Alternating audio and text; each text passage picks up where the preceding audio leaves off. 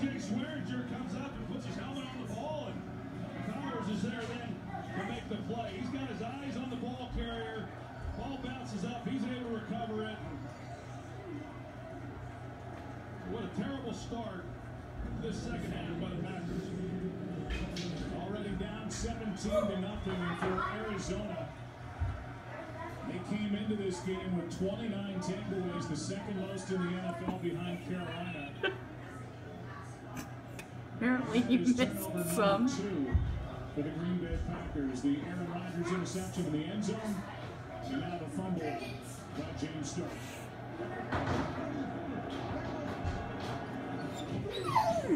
I know, Snicks. I'm not sure what's happening. Good for 14 yards. It's a well-designed play by the Cardinals, and you see this wide receiver screen each week, and they fake it this time to Fitzgerald, and it allows Michael Floyd, even though there's safety help, to get into that hole. Carson puts it on.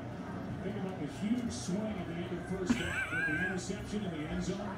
It was a 10-0 game. Could have been a one-score game, and Carson Palmer turned down the field. The stress on his face. Oh, Jesus. Clearly he's not getting it.